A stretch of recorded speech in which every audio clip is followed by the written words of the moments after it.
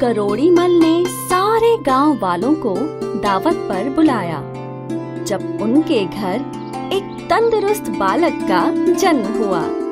एक दिन लाला जी की पत्नी ने लाला जी से पूछा, सुनिए जी, लल्ला का नाम क्या रखना है?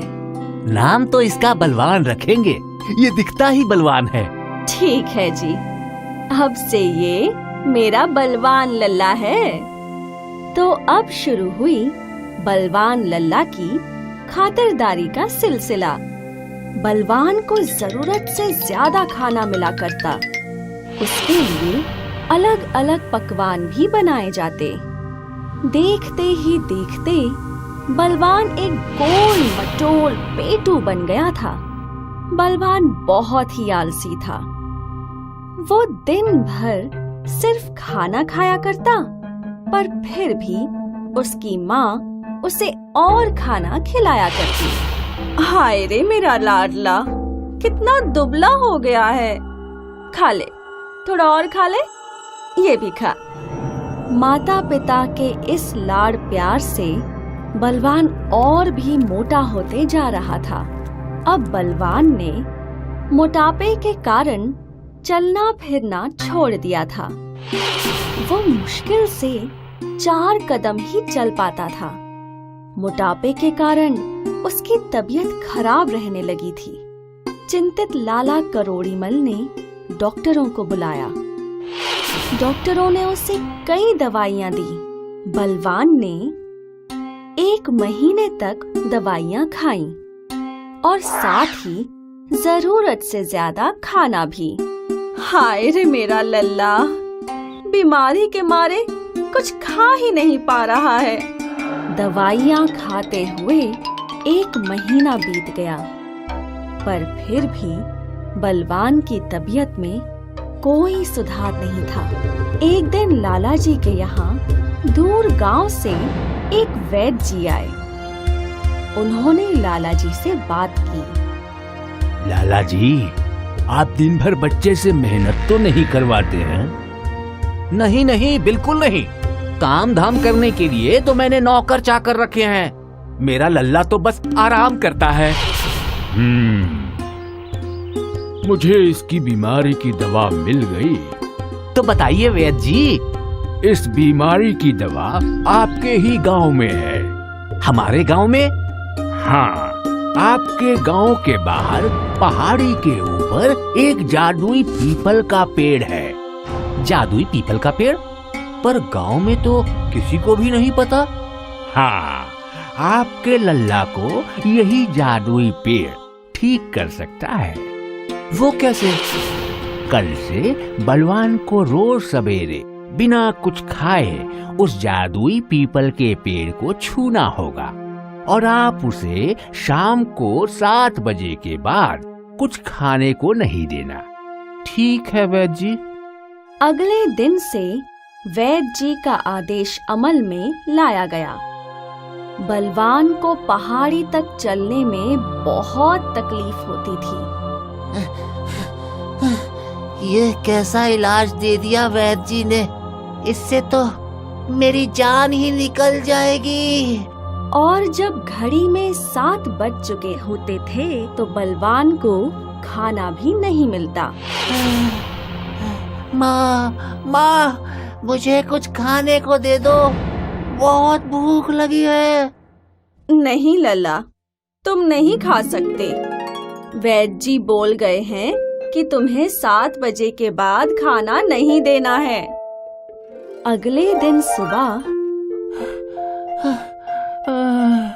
काश ये जादुई पेड़ एक पहाड़ी पे ना होता। दिन बीतते गए और धीरे धीरे बलवान का वजन घट रहा था और उसकी तबीयत भी ठीक हो रही थी। और अब बलवान फुर्तीला हो रहा था। अब बलवान को पहले जैसी थकान नहीं होती थी। लगभग 3 हफ्तों बाद बलवान जादुई पेड़ तक दौड़ के पहुंचने लग गया था। अपने बेटे को तंदुरुस्त और खुश देख माता पिता बहुत खुश थे। 1 महीना बीत चुका था और अब वैद्य जी बलवान को देखने आए। बहुत खूब बलवान, तुम्हारी तो काया ही बदल गई। हाँ वैद्य जी, आप सही थे। जादुई पेड़ ने मेरी तबीयत एकदम ठीक कर दी। बलवान बेटा, उस पहाड़ी के ऊपर वाले पीपल के पेड़ में कोई जादू नहीं है। जादू तुम में है। मुझ में? हाँ, तुम में। तुम्हारी तबीयत सिर्फ तुम्हारी वजह से ठीक हुई है। मैं समझी नहीं। बलवान की तबीयत बेहतर हुई है क्योंकि उसका वजन घटा है। सेठानी जी, आपके जरूरत से ज्यादा लाड़ ने बलवान को मोटा और आलसी बना दिया था। रोज पीपल के पेड़ तक चलने से उसका वजन कम हुआ और उसकी वजह से वो फुर्तीला हो गया। तो ये बात थी। वैद्य जी, आपका बहुत बहुत शुक्रिया। आपने मेरे बेटे को और हम सबको अपनी सेहत का ख्याल रखने की एक बहुमूल्य सीख दी है। ये कहानी हमें ये सिखाती है कि हमें अपने शरीर पर ध्यान देना चाहिए और जरूरत से ज्यादा खाना हमारे लिए जहर भी साबित हो सकता है।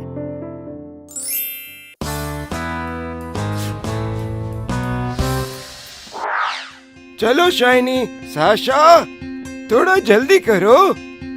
दादाजी, आप तो गजेल की तरह दौड़ते हैं। दादाजी, हम आपकी तरह नहीं भाग सकते। ठीक है, तो चलो उस बेंच पर बैठते हैं। आप इतने स्वस्थ और फिट कैसे हैं दादाजी?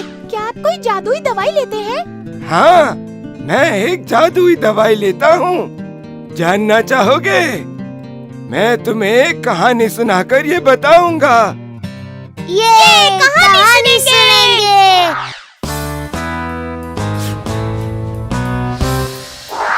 एक बार एक औरत थी। उसकी शादी एक अमीर आदमी से हुई थी। उसकी जिंदगी में हर तरह का ऐशो आराम था और बहुत से नौकर जो उसके लिए खाना लाते थे। उसे घर से बाहर जाने की जरूरत पड़ती ही नहीं थी। सब कुछ बहुत अच्छा चल रहा था, पर एक दिन वो औरत बीमार पड़ गई। उसके पति ने भी हर कोशिश की। उसने बहुत से डॉक्टर्स को भी बुलाया, पर कोई फायदा नहीं हुआ। एक दिन उस अमीर आदमी ने एक ज्ञानी इंसान को पश्चिम दिशा से बुलाया। आपकी पत्नी को हुआ क्या है सर? ये आप मुझे बताइए, अभी तक कोई कुछ नहीं बता पाया है।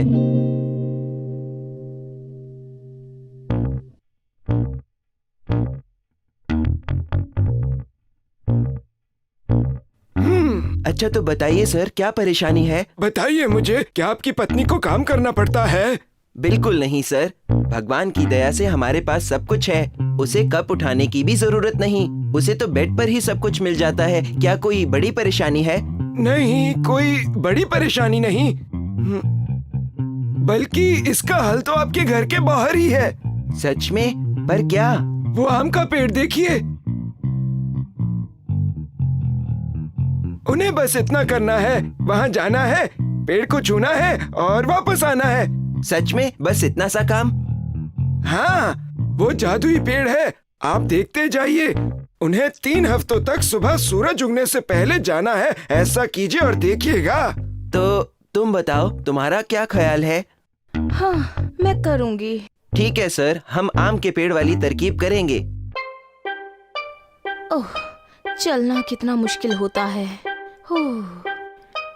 पहुंच गए, शुक्र है। वाह वाह, ताजी हवा चल रही है और पक्षियों की कितनी अच्छी आवाज आ रही है। इस तरह वो औरत आम के पेड़ को छूने के लिए हर दिन 3 हफ्ते तक लगातार जाती थी। हर रोज उसे अच्छा महसूस होता। 3 हफ्ते खत्म होने के बाद वो भागकर पेड़ तक पहुंच जाती। आपने तो चमत्कार कर दिया। वो पेड़ सच में जादुई है। आप समझे नहीं सर, वो पेड़ जादुई नहीं है, ये एक्सरसाइज का जादू है। आपकी पत्नी को बस इसकी जरूरत थी।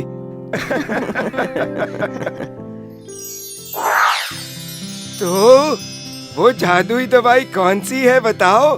एक्सरसाइज। बिल्कुल, रोज एक्सरसाइज करो और तुम मेरी तरह फिट रहोगे मेरे बच्चों। हाय, मैं हूँ शाइनी। अगर आप मुझे ऐसे ही देखना चाहते हैं तो इस वीडियो को जरूर शेयर करें और हाँ, इस चैनल को भी सब्सक्राइब करना ना भूलें।